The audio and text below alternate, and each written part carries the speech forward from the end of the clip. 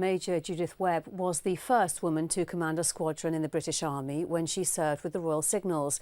She's against women serving in a combat infantry role. When I spoke to her earlier, I asked her why.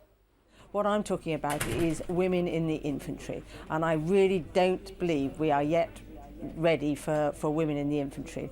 The Americans tend to go all out and say, right, you know, open the doors, and in they flock, without really investigating the full implications. So what's wrong with women in the infantry?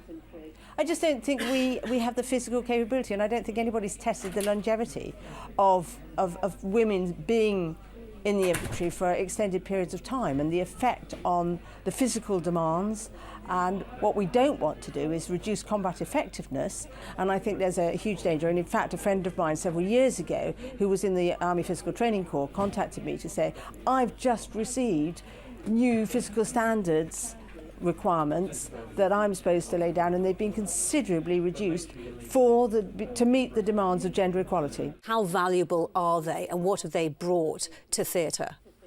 Oh, incredibly valuable. They do a brilliant job. And I've changed my views because, you know, it's sometimes since I was in the army, and I have seen, you know, from the media, how well they have done and what they have achieved. I don't think there's ever been any doubt about women's bravery, women's courage, and we've seen the Special Operations Executive, for example, in World War II, where women acted incredibly effectively. Do you get the sense, anecdotally, that there are many women out there feeling excluded who do actually want to be in the infantry? No, if I'm honest.